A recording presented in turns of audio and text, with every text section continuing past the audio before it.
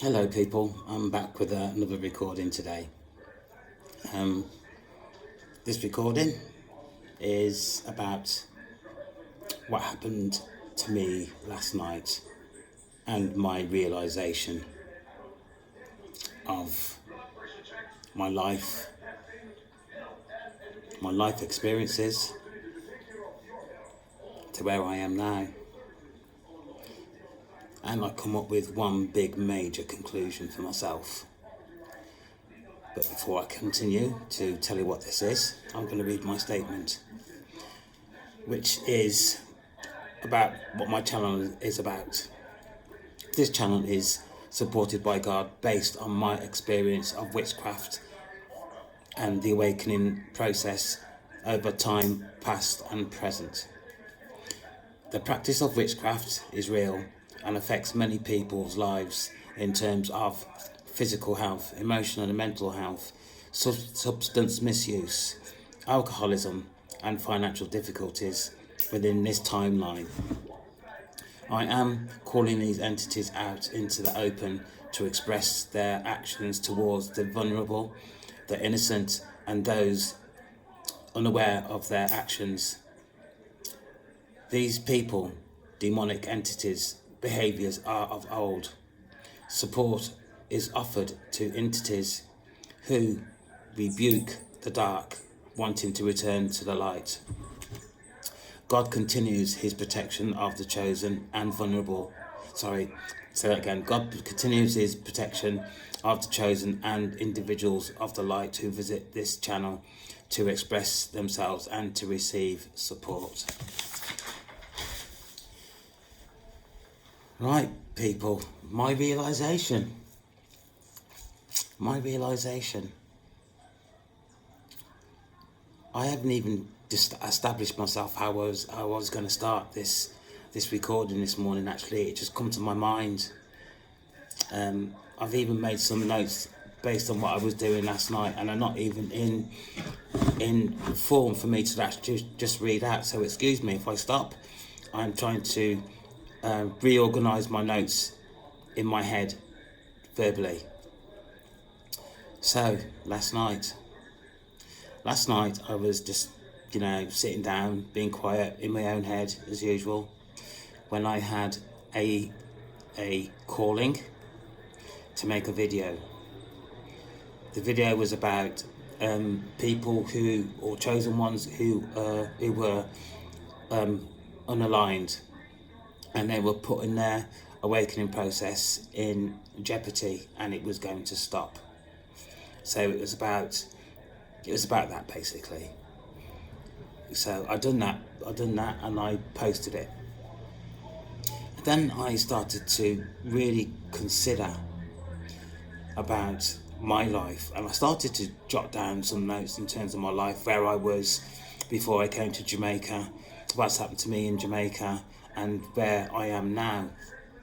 But the strange thing about this really is that 4 years before I came to Jamaica, I was in financial difficulty, and I wasn't sure how I was going to get out of this. I was £34,000 in debt to credit card debt, and I've been carrying that amount around for years, and it was just increasing. I could not see a way out. At the time, I was a social worker, a senior practitioner for the local authority. I was stressed. Obviously, I was stressed. I had 2 children. I wasn't married, but I was separated from my partner, my children's mother, who I was also supporting their accommodation, children's uniforms, clothes, food, as well as fending and trying to cater for myself in terms of I had a mortgage. I was a central car user, so I had to have a car, and the car had to be a car that would not let me down, so it was quite a new car, as well as £34,000 in debt. I was stressed out to the max. I was continually working. I had 35 40 cases. They were involved in looked after children, looked after by a local authority, children in need, child protection, and children missing from the local authority. That doesn't seem much, does it? But you've got 35, 40 cases, and each case you have to do case summaries, reviews, risk assessments, you name it. The list just goes on and on and on. I was stressed. I was working in the daytime, coming home, I was working again, I was working at weekends. That's all I did was work. So £34,000 in debt, and it wasn't going anywhere. I wasn't clearing it. I was just paying the minimum. And then all of a sudden, I decided to apply for a locum position or positions. A locum worker, social worker in the UK is a social worker that is self-employed, a social worker that works around the UK, London, Manchester, Birmingham, Milton Keynes, you name it. I was all over the place. So I was a locum social worker, self-employed social worker, and that was what I was doing at the time. I even ended up working out in Jersey, which is an island, probably about 200 miles off the coast of the UK. So I was again £34,000 in debt. No, I didn't know how I was going to clear that. So I applied for this position, and I got it. The money was good. I paid that £34,000 off in 4 years. I was still a locum worker, which is the only way I was able to fund that, really, because the money was good. So I was able to just relax, concentrate on paying these bills off, and live some sort of normal life. Although it was still stressful, the caseload was high, the issues within the cases were also high. My children was, they were okay, but I wasn't spending that much time with them because I was obviously working away from home. So that was that. So the £34,000 was paid off, and then all of a sudden I hit a bit of a depressive state. Really, I got to the stage in social work that I didn't really want to do that anymore.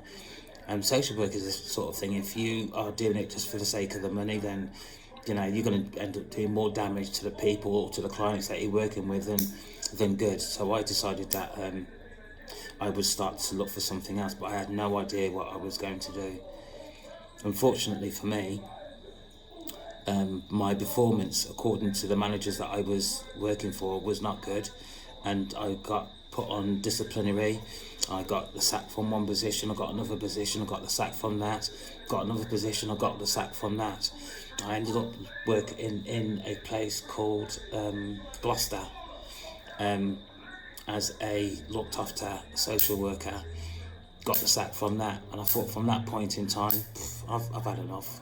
I can't keep on doing this, and it's affecting my self-esteem. I was on a real low. I ended up coming out of social work, and at the time my parents were really quite elderly. I had no care, so I decided to take early retirement and then come out to Jamaica to look after my parents. That was probably the most stressful time in my life, looking after my parents. They treated me not very well. They were isolating me, they were questioning me every time I went anywhere. At the time I must have been about 50, 58 maybe, and they were treating me like a child, and I started to retaliate and lose my temper and all the things that you do as an adult when your parents are trying to restrict your movements and treat you like a child. So I decided to employ a care worker for my mother, because obviously she's a female, and I decided then I would look after my father. So that's what I did. my father decided to treat me poorly, even swearing at me, all sorts of things going on with him. I was stressed out to the max. I was married at the time, which I should never have got married. I was married at the time, and the carer that I employed, obviously she has to have 2 days off per week, and them 2 days I used to be upstairs with my parents because they needed monitoring quite closely. My wife at the time did not like that. She expected me to leave them upstairs on her own. More pressure. I don't know how I survived it, to be quite honest with you. I really don't know how I survived it. I don't know how I'm still here. My wife did like me staying upstairs with my parents, even though she knew the condition that they were in. She offered no real support in terms of me, in terms of looking after my parents. And it was absolutely horrendous, to be fair. It was horrendous. So I started then to have things happen to me that I didn't really understand. I started meditating just to sort of calm my mind down and to relax the best way I could. And then one day I was down here and I heard in my mind, I have done nothing wrong. And an absolutely warm feeling in my heart brought me to tears. I didn't know what that was, actually. I didn't know what that was. And I didn't really give it much more thought after that, to be quite honest with you. But then I started to meditate. In my meditations, I started to see different colours, different shapes, different forms, symbols. These colours were intermingling and going off. The things in my mind were just coming from my peripheral and shooting off in front of my eyes. All sorts of things were going on. Then I started experiencing synchronicities, and I became aware of angel numbers, things that I was looking at on the internet just came, just happened. Things that I was interested just come up on my screen. Bizarre, very bizarre. Unfortunately, my mother passed away. My father became even more difficult. I employed a woman to look after my father because I couldn't do it.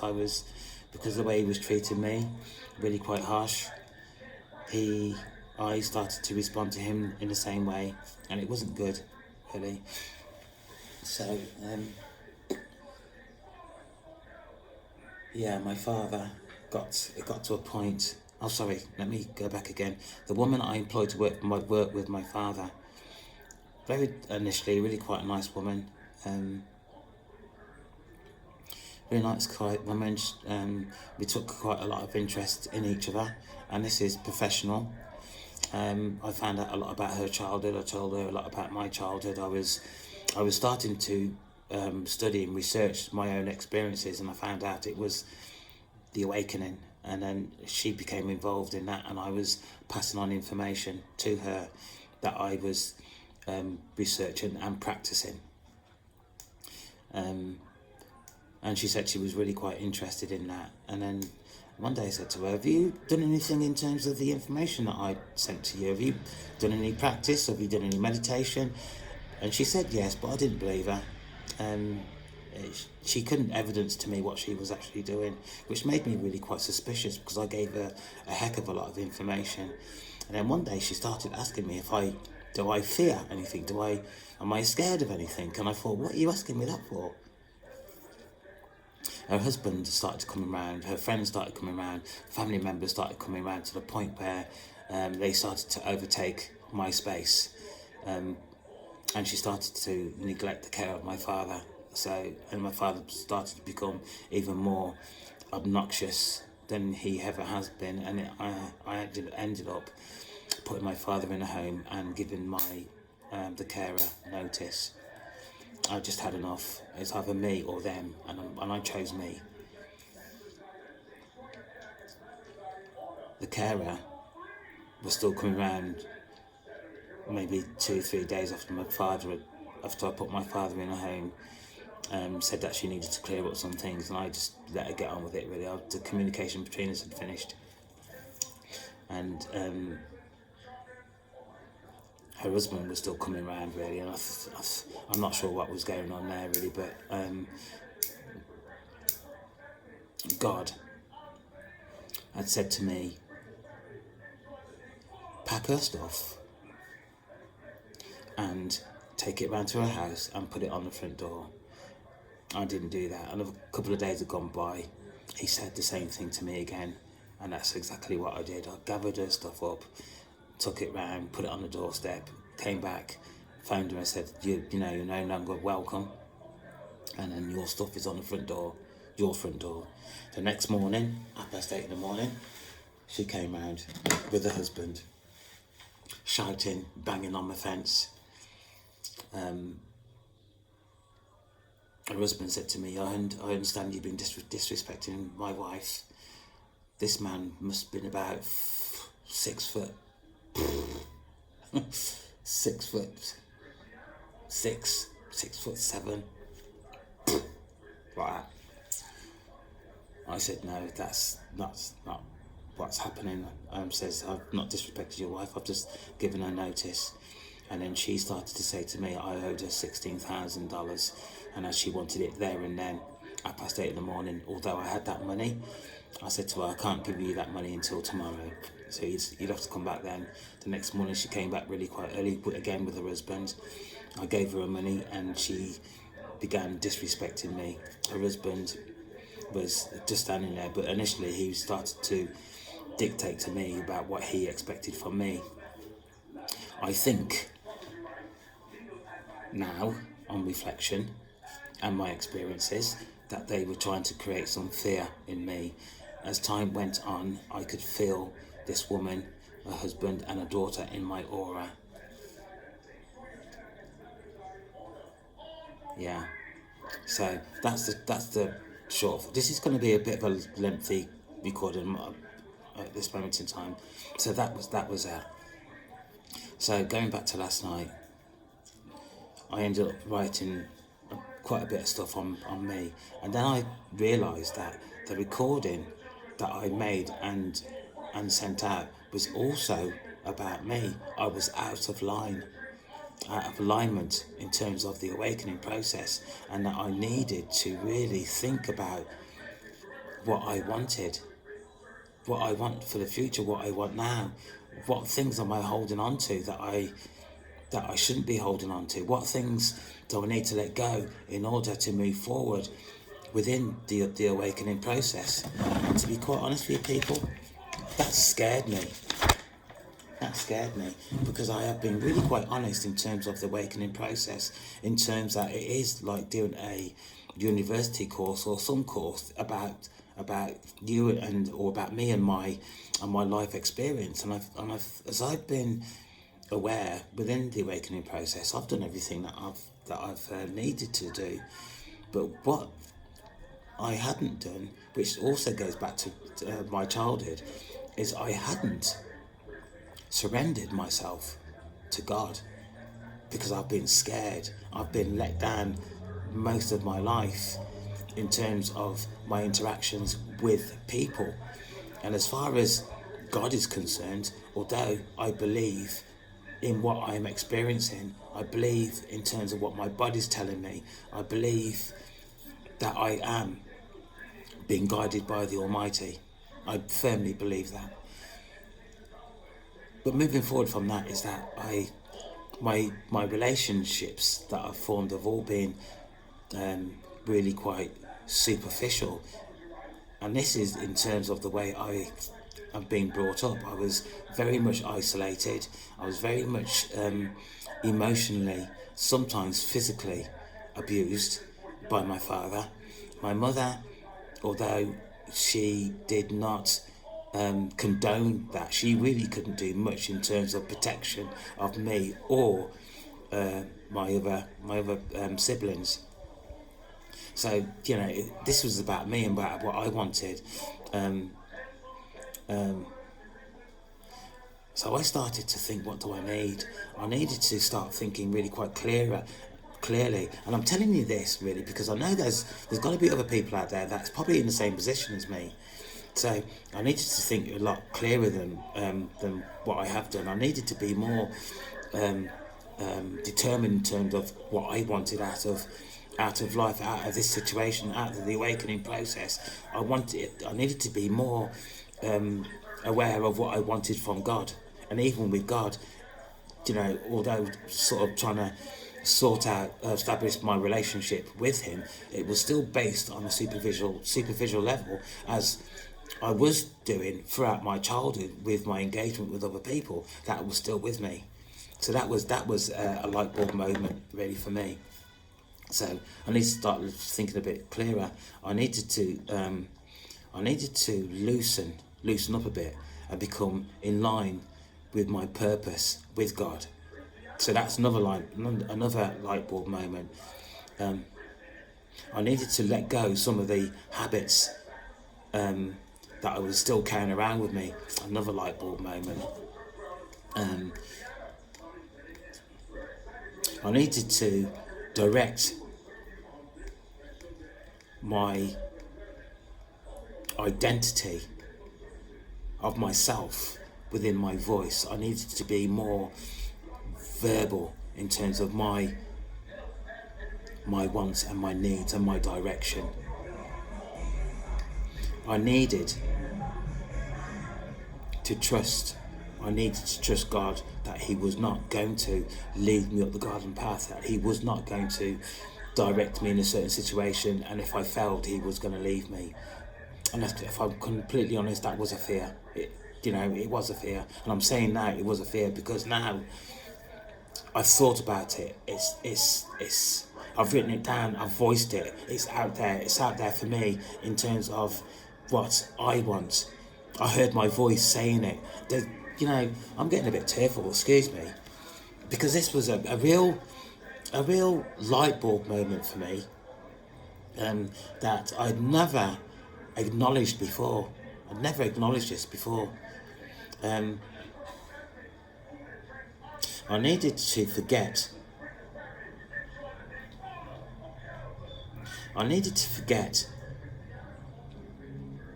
me in a certain extent, to able to, I say, right, I needed to here I am now, I needed to put myself outside of my box here, and I need to turn around and look at myself, look at my body, how I was reacting, look at my responses, and that's what I did, people, that's what I did. And do you know what? That is the best thing I have ever done for myself. Ever. I've been too busy worrying about my work and other people in my work, too busy worrying about my family, too busy concentrating on everybody else but myself and even my family. I've been abused and used. And I've realised that. I realised that a couple of years ago, but I hadn't really sat down and looked at myself. Looked at all the burdens that have been put on me, that I took on and took responsibility for. If you might have these ideas in your mind about what you've got to do, or the burdens that you've taken on, or taken on things that you're not responsible for, but until you actually turn around and look at yourself and look at the state of yourself through other people who do not give another thought to who you are, give another thought about what you're experiencing, and even when you go and ask for some support, you don't get it. You don't get it. I was carrying around a humongous weight with me that did not belong to me. It belonged to other people.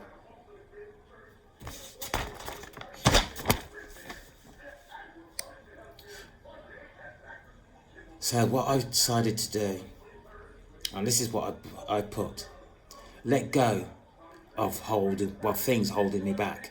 Some of this I'm going to have to rewrite in my own head. Help me avoid all concealed burdens. I've given that to God. Help me to help me to bring out, in other words, all the things that I've concealed within my body. Because all this stuff that I've been taking on that was not my responsibility has had an effect on me, my body, my persona, how I manage myself with other people. Other people must have been able to see this.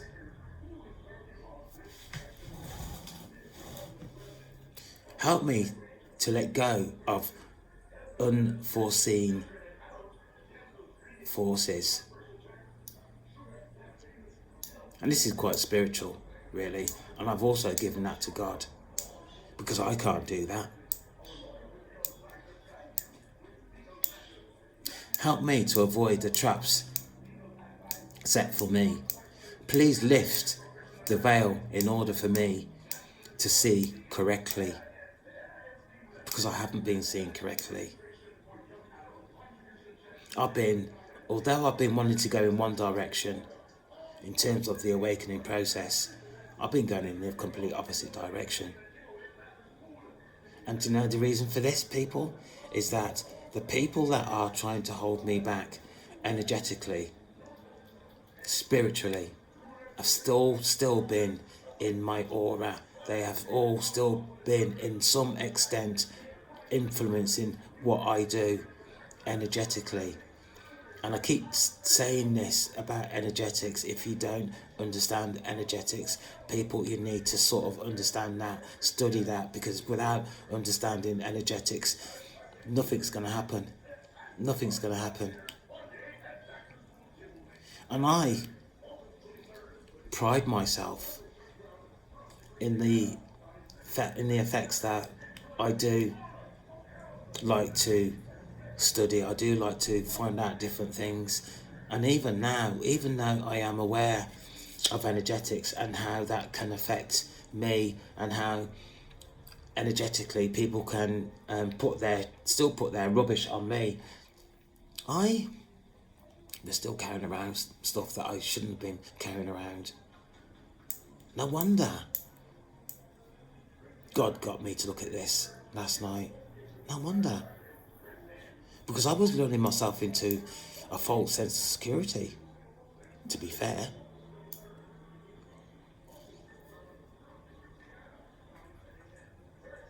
I need now to rid myself of entities from my aura who are intent on leading me in the wrong direction. Again, God, I am surrendering all that I am to you. This is my free will. These are things that I've started to say out loud so I can hear myself saying them. If you are going down the awakening process, you have to commit yourself. You have to really commit yourself. Your faith has to be above you. You have to put God, the Almighty, the Creator, in front of your needs. I didn't realise this. Light bulb moment this morning, probably about 3 o'clock this morning. I've been awake all night. But to be quite honest with you, it's been worth it for me, because I have now looked at things that I hadn't looked at, that I'd taken for granted. God's not going to enable me to do that, which is quite clear.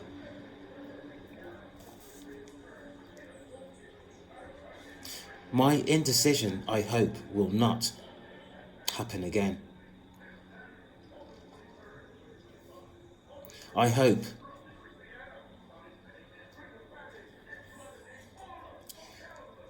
I hope my family member is not able to access my aura again. And I mean this. I so mean this.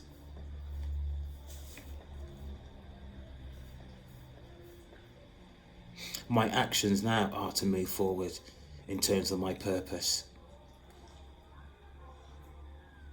I accept my fresh start that has been given to me by God. He has given me a fresh start. He's given me another chance. I'll give my consent for what I have, for what He has prepared for me. I firmly believe that I am able to move forward.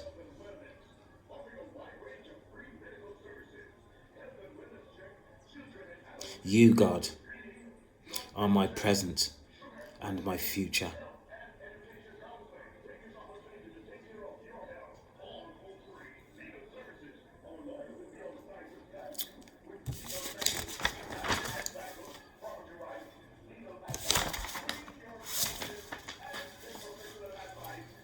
People,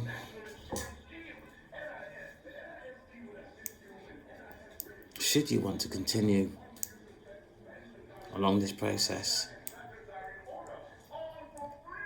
you're going to have to really surrender. There are people out there who have responded like I am, which is why I'm making this recording again. I need to be able to help people who are struggling. That's who I am. That's my core. That's my core self. I cannot just look at somebody struggle and not offer some assistance. God says to me, this is one of my qualities.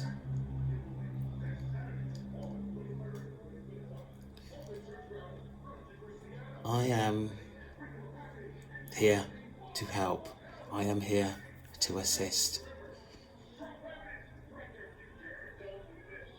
If you need help, email me.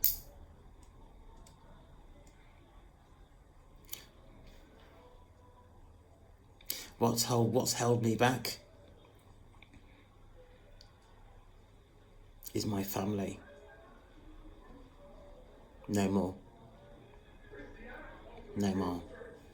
It is clear that my family are thinking about themselves. I have had no response from my family since very little, shall I say, since my parents passed away. That tells you a lot. And the communication that I have had is about what they want from me, as usual. No more. There's no real concern about me. How am I managing? Nothing at all. Absolutely nothing. That is a telltale sign also.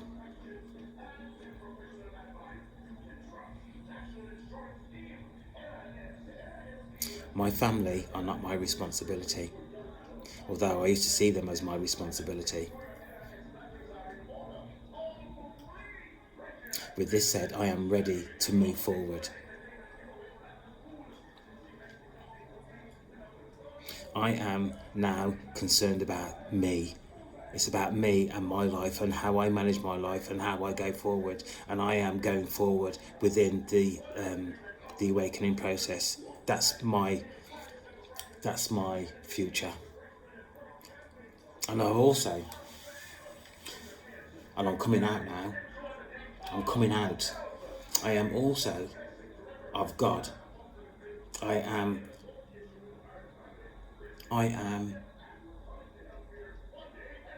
not spiritual. I'm not a Christian. I'm not even religious, if I'm being fair.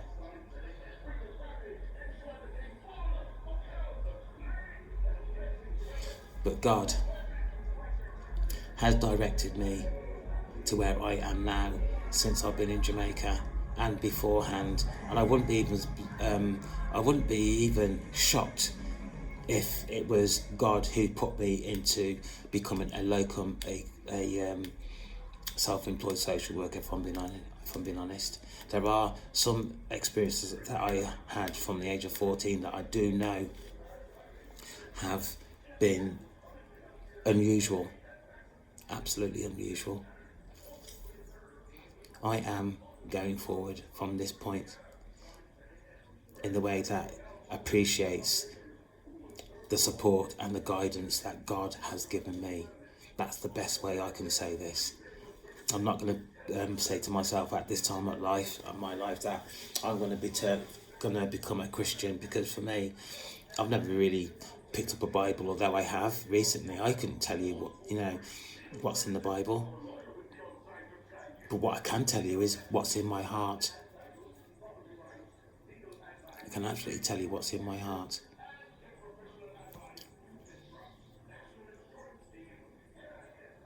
I'm going to release all my hesitations and give them to God. Absolutely.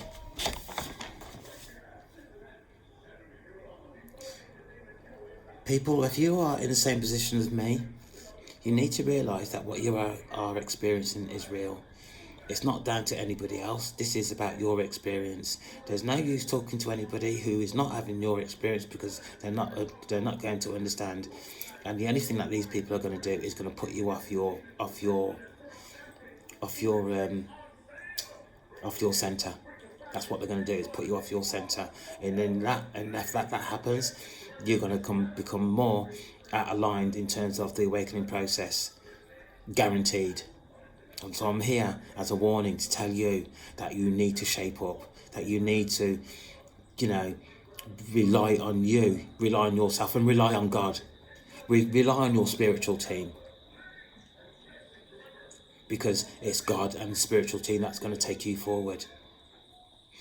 I've said before that I'm going to stay away from the internet for a while, really, because the internet at this time is full of BS, absolutely full of BS. Unless you know what you're doing, unless you are really good in terms of your discernment, then it's up to you what you do. But the internet is not for me. But I'm not telling you what to do either. So beware of what you're taking on, because from my experience the other night, and I've recorded that, so please go and have a look. From my experience the other night, the entities I've taken on a different strategy, and it's really quite serious, and it's really quite difficult to pick up as well, because I succumbed to their new tactics. I was so upset when I actually woke up in the morning and realised that the dream I had was actually an energetic dream, and that I had let myself down. Honest to God, my eyes filled up with tears, because I've been fooled, and I succumbed to what they wanted. I thought from that point that I was doomed. But God said no, because that was not me. I see my eyes have gone red, because I'm serious.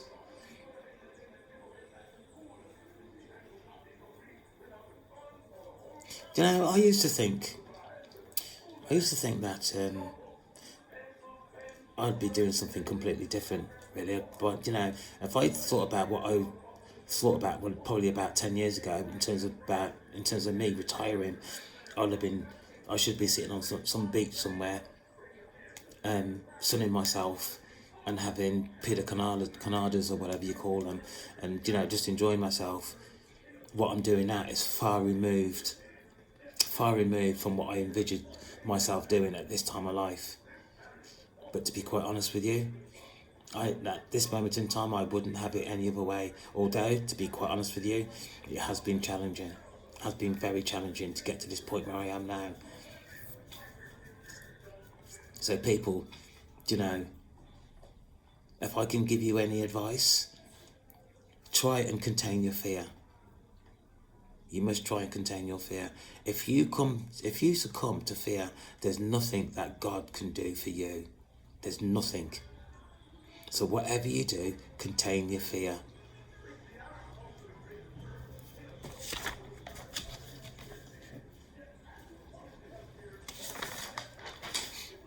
Going on now 40 minutes, people, and it's going on quite long, really. So, right, what is happening now is your decision, your destiny, the rest of your life. Make a decision in what direction you want to go in. This is your life. This is your life, not their life. And I'm talking about the people that are holding you back, because they are holding you back. This is your life and not their life. If you succumb to them and go backwards, you are walking back into the same situation that you're coming from. Manipulation. Accessing your resources. They don't care about you. If it's your brother, if it's your sister, if it's your mother, your father, even your own offspring, they don't care about you. And I'm talking about offspring that are adults. They don't care about you. Make your mind up and do what is good for you.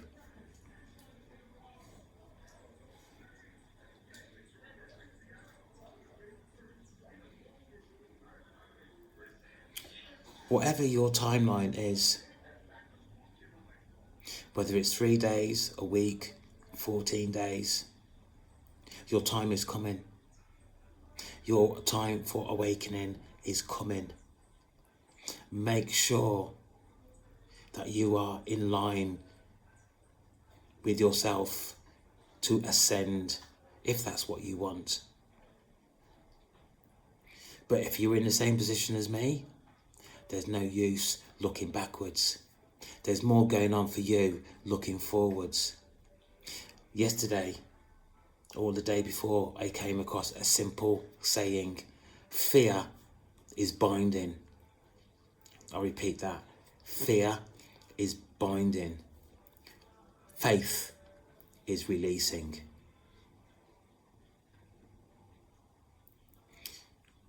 People, I can't say anymore. I really can't say anymore. Actually, I can. A few days ago, I was, and I haven't listened to music for a long time.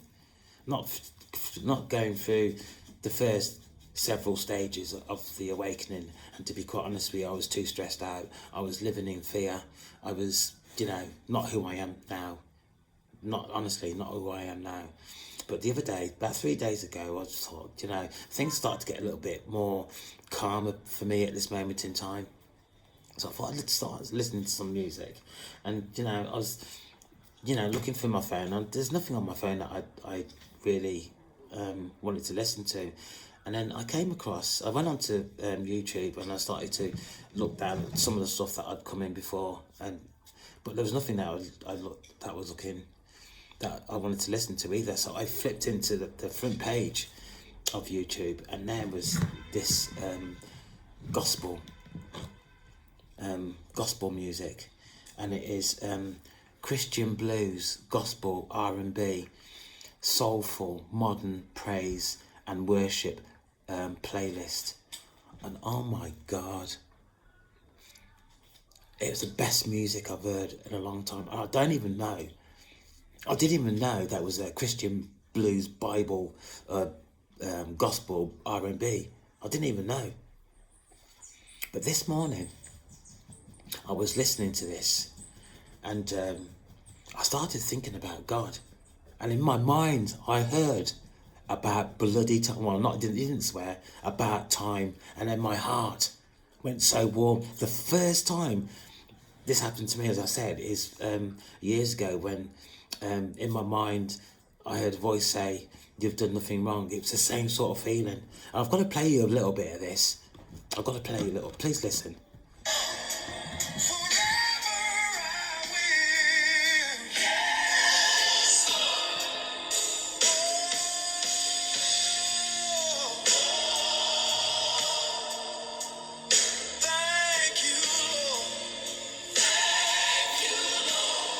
My soul says yes. My soul says yes. Wow. Yes, Lord. Yes, Lord. My soul says yes. I'll follow you forever.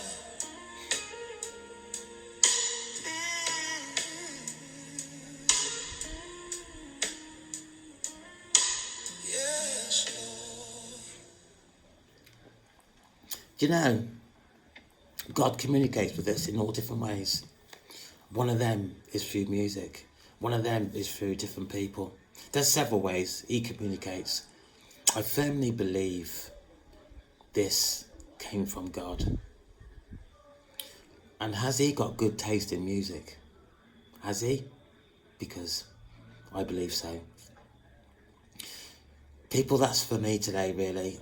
You know, I hope that I have made some sense, and I hope that you do what is best for you instead of what other people want you to do.